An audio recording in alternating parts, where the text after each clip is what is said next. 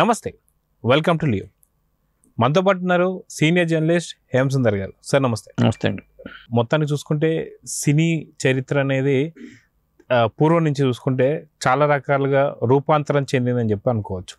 గతంలో మనం తీసుకుంటే కెమెరా సైజ్ కావచ్చు, అదేవిధంగా ఫిలిమ్స్ కావచ్చు, దాని తర్వాత ఇప్పుడు డిజిటల్గా ఇప్పుడు మనకి ఎలా వస్తుందో మనం చూస్తూ వస్తున్నాం. అయితే ఇప్పుడు ఇంకొక అడుగు ముందుకు అయిపోతున్నాం, అది ఏఐ టెక్నాలజీలో అని చెప్పేసి అంటున్నారు. సో మొత్తానికి దీని గురించి మీరేం చెప్తారు? అప్పట్లో మూకీ సినిమా యుగం తర్వాత టాకీ యుగం వచ్చింది. టాకీ యుగం వచ్చాక బ్లాక్ అండ్ వైట్ సినిమాలో, తర్వాత కలర్ సినిమా, తర్వాత సినిమా స్కోప్ 70mm ఇలా వెళ్ళిపోతూ సినిమా పరిశ్రమలో చాలా మార్పు అయితే వచ్చింది. డిజిటల్ యుగం వచ్చేసింది. ఆ రీల్ కూడా లేవు. ఒకప్పుడు మరి ఈస్ట్మన్ కలర్ అని సినిమా టైటిల్ కిందే కనిపించేది. ఈస్ట్మన్ కలర్, ఫ్యూజీ కలర్ అలా వచ్చేది. ఇప్పుడు ఏ యుగం వచ్చేసింది. ఎందుకంటే ఫ్యూచర్లో ఏ సినిమాలే ఉండే అవకాశం ఉంది. కొంత ఏ సినిమా రావటం ఒక విధంగా మంచిది, ఒక విధంగా చెడు. మంచి చెడు రెండు ఉంటాయి. ఎందుకంటే మంచి ఎందుకంటున్నానంటే ఇప్పుడు థియేటర్లు మూతపడే పరిస్థితి ఉంది. ముఖ్యంగా ఏంటంటే ఒకప్పుడు నాటకాలు ఉండేవి, బుర్రకథలు ఉండేవి, హరికథలు ఉండేవి అని చెప్పుకుంటూ ఉంటాం. ఇప్పటికి మనం కొన్నాళ్ళు పోతే ఇట్లా జరుగుతున్న పరిస్థితి వెళ్ళిపోతే, సినిమా థియేటర్లు మూతపడిపోతే, ఇండస్ట్రీ లేకుండా పోతే, ఇక్కడ హైదరాబాద్లో ఫిల్మ్ నగర్ అని ఒక ఇండస్ట్రీ ఉండేది, సినిమా ఇండస్ట్రీ ఉండేది, మెడ్రాస్లో సినిమా ఇండస్ట్రీ ఉండేదేమో అలా చెప్పుకునే పరిస్థితి వచ్చేట్లుగా ఉంది. ఎందుకంటే జనం వెళ్తారా థియేటర్లకి, సినిమాలకు వెళ్తారా. చాలా కథల పరంగా చాలా మార్పు రావాల్సిన అవసరం ఉంది. పరిస్థితిని అరికట్టాల్సిన అవసరం ఉంది. మళ్ళీ ఇండస్ట్రీ బట్టికి బట్ట కట్టాలంటే ఏదో ఒక మార్పు అయితే రావాలి. మరి ఆ మార్పు ఏ ద్వారా వస్తే కొంచెం బెటర్ అనిపిస్తుంది నాకైతే. అయితే ఓవరాల్గా చూసుకుంటే సినిమాలో కూడా చాలా రకాల చూస్తూ వస్తున్నాం. ఈ మధ్య చూసుకుంటే క్లోనింగ్ కావచ్చు, వాయిస్ క్లోనింగ్ కావచ్చు, అదేవిధంగా చూసుకుంటే ఏ టెక్నాలజీ యూస్ చేసుకొని వయసు చిన్నగా చేయడం కావచ్చు, లేదా పెద్దది చేయడం కావచ్చు, ఇలా చాలా రకాలైనటువంటి మనం చూస్తూ వస్తాం. సో ఏఐ టెక్నాలజీతో పూర్తి సినిమాలు నిర్మించడం అంటే ఎలా ఉండబోతుందని చెప్పి అనుకోవచ్చు. అంటే ఇప్పుడు మన నిర్మాతలు కూడా అడుగు చూస్తున్నారు. సినిమాలు చేయటం పక్కన పెట్టి ముందు సినిమా టెక్నాలజీ ఏ మార్పులు రాబోతున్నాయి అనేది. ముఖ్యంగా మన తెలుగులో దిల్ రాజు గారు క్వాంటమ్ ఏఐ గ్లోబల్ అనే సంస్థతో టైప్ పెట్టుకున్నారు.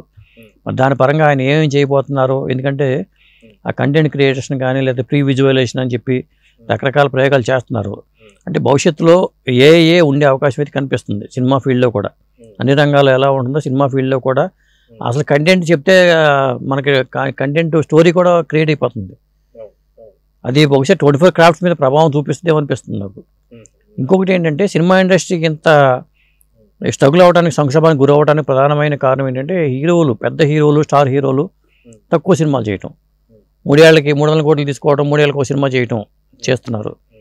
ఇప్పుడు అట్లా ఆ పరిస్థితి లేకుండా ఏ టెక్నాలజీలతో హీరోని తయారు చేసి అల్లు అర్జున్ని, లేకపోతే ఒక రజనీకాంత్ని, ఒక ఎన్టీ రామారావు గారిని, అక్కినేని నాగేశ్వరరావు, గుండమ్మ కథ మళ్ళీ ఇదే ఏ టెక్నాలజీతో గుండమ్మ కథను మళ్ళీ చేసినా ఆశ్చర్యపడక్కర్లా. లేని ఎన్టీ రామారావు గారిని, అక్కినేని నాగేశ్వరరావు గారితో సినిమాలు చేసినా ఆశ్చర్యపడక. అట్లాంటి పరిస్థితి వస్తే మాత్రం, అలాంటి పరిస్థితి వచ్చి ఏ టెక్నాలజీలు పెట్టేసుకుని ఎవరికాళ్ళే ఫ్యూచర్ చెప్తున్నాను నేను అట్లా చేసి సంవత్సరానికి 12 సినిమాలు చేస్తే, అల్లు అర్జున్ కూడా సినిమాలు కూడా సంవత్సరానికి 12 సినిమాలు ఉంటాయి. ఇప్పుడు వాళ్ళు 300 కోట్లు తీసుకుంటారు అనుకోండి, 3 కోట్లే ఇస్తాం ఆయన, లేదా 30 కోట్లు ఇస్తాం. సినిమాలు 12 సినిమాలు వస్తాయి కదా మీకు. ఇప్పుడు ఏమైంది, ఏదైతే ఒకటి మీకు కష్టపడకుండానే డబ్బులు వస్తున్నాయి.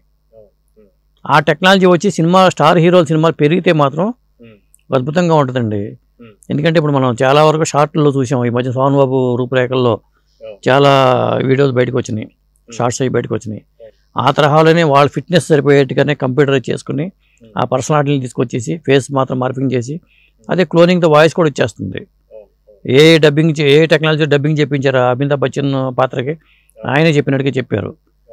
ఇలాంటి మార్పులు వచ్చినప్పుడు ఆటోమేటిక్గా జనాలు 75 ఏళ్ల హీరోలు కూడా సినిమాలు చేసే పరిస్థితి ఉంది. లేని హీరోలు కూడా సినిమాల్లోకి వచ్చే అవకాశం ఉంది. కనీసం అది వస్తే ఒక విధంగా చెప్పాలంటే థియేటర్లు మూతపడటం ఆ పరిస్థితులు పోతాయేమో అనిపిస్తుంది నాకు. అయితే మనం చూసుకుంటే ఏదన్నా ఒక కంటెంట్ ఇచ్చి దాని వాయిస్ ఓవర్ కూడా చెప్పించుకునేటువంటి అవకాశం మనకి ఏఐలో వచ్చింది.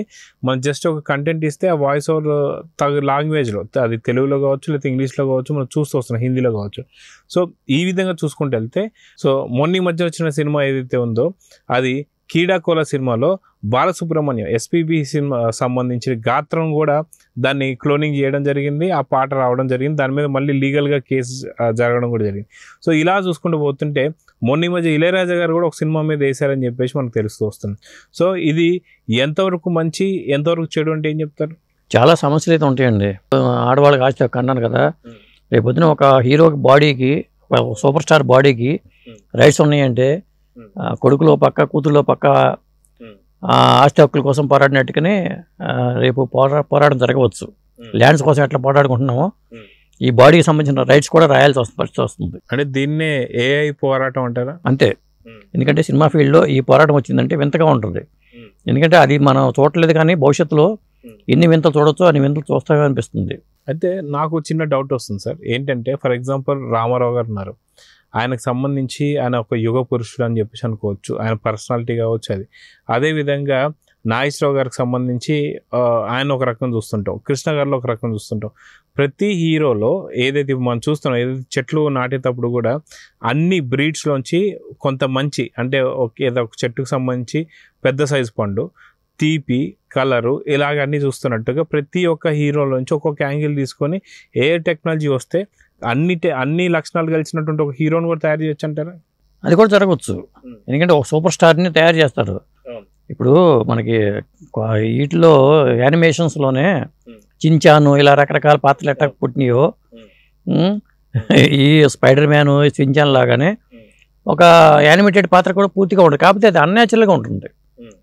ఎందుకంటే జనాలు ఏంటంటే సినిమా చూసినట్టుగా ఉండదు, ఆ మైండ్లో ఎంతో కొంత ఫీలింగ్ ఉంటానే ఉంటుంది. ఇప్పుడు ఒక పర్సన్తో పెట్టి సినిమాలు చేసిన దారి వేరును కంప్యూటర్లో తయారు చేసిన దానికి తేడా ఉంటుందండి. మీరు ఎంత ఘంటసాల వాయిస్ని దింపినా, బాలుగారి వాయిస్ని దింపినా ఒరిజినల్లే, డూప్లికేటే. కాబట్టి ఆ వేరియేషన్ అయితే ఉంటుంది. కాకపోతే ఎందుకంటే మన అభిమాన హీరో తెర మీద కనిపిస్తున్నప్పుడు నెలకు ఒక సినిమా వస్తే సినిమాలు చూద్దాం అనుకునే వాళ్ళకి కొంత వెసులుబాటు ఉంటుంది. సాధారణంగా ఇప్పుడు ఏదో ఉన్నటువంటి స్టార్స్ ఎవరైతున్నారో, స్టార్డమ్ హీరోలు ఎవరైతున్నారో వారు ఒక్కొక్క సినిమా మినిమం 2 సంవత్సరాల నుంచి 3 సంవత్సరాలు లేదా 4 సంవత్సరాలు లేదా 5 సంవత్సరాలు పట్టిన సినిమాలు కూడా ఉన్నాయి చాలా వరకు. ఈ రకంగా తీసుకుని వెళ్తే ఏఐ టెక్నాలజీతో రాబోతున్న సినిమా ఎంత వ్యవధిలో కంప్లీట్ అయిపోతుందంటే ఏం చెప్తారు?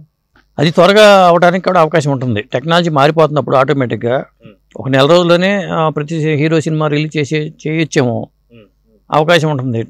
ఈజీగా వస్తున్నాయి కదా, పాటలు కూడా తయారవుతున్నాయి. ఇప్పుడు యూట్యూబ్లో ఆర్టిఫిషియల్ ఇంటెలిజెన్స్ ద్వారా యూట్యూబ్లో పాటలు చేసేసుకుని పార్కులోకి వెళ్ళిపోయి చిత్రీకరణ చేసుకుని పెట్టేస్తున్నారు. అదే కంపోజ్ చేస్తుంది, ట్యూనింగ్ చేస్తుంది, వాయిస్ ఇచ్చేస్తుంది అని చేస్తుంది. అది పెట్టి యూట్యూబ్లో వాళ్ళు షైన్ అయిపోతున్నారు. వాళ్ళు ఎవరు మ్యూజిక్ డైరెక్టర్కి వెళ్ళిపోయి బాబు అయిందా, ఇంకా ట్యూన్ వచ్చిందా లేదా, మ్యూజిక్ అయిందా, లైవ్ ఇన్స్ట్రుమెంట్స్ వాడావా, అది వాడావా, ఇది వాడా అవసరంలా, ఆ టైపు వచ్చేసింది. భవిష్యత్తులో చాలా మార్పులు వచ్చే అవకాశం అయితే ఉంది. ఇప్పుడు యూట్యూబ్ని మనం ఇప్పుడు ఎంతో చూస్తున్నాం, ఇప్పుడు యూట్యూబ్ ఉంది, ఇంకా రేపు యూట్యూబ్ ఉంటుందో తెలియదు మనకి. అదే మనం చూసుకుంటే దిల్ రాజు గారు దీనికి సంబంధించి ఒక పెద్ద అడుగు వేయబోతున్నారు అని చెప్పేసి కూడా అంటున్నారు. సో ఏంటి కదా, అదే క్వాంటమ్ ఏఐ గ్లోబల్ అనే సంస్థ ఆయన టైప్ పెట్టుకున్నారు. ఆయన టైప్ పెట్టుకుని దానికి గతంలో అంటే స్ట్రీమింగ్ ప్లాట్ఫామ్స్ కూడా తయారు చేస్తారంటున్నారు. అంటే మనకు ఓటీటీ, నెట్ఫ్లిక్స్, అమెజాన్ ప్రైమ్ లాగా దిల్ రాజు గారు కూడా ఒకటి పెట్టబోతున్నారని చెప్పి అంటున్నారు.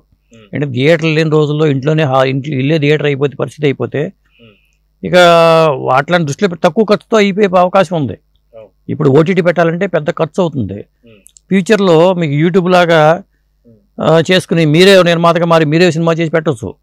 ఇప్పుడు ఎన్ని క్రియేటివిటీ ఎంత చూస్తున్నాం జనంలో, షార్ట్స్ రూపంలో పెడుతున్నారు, వాళ్ళ క్రియేటివిటీ ఎంత చూస్తున్నాం.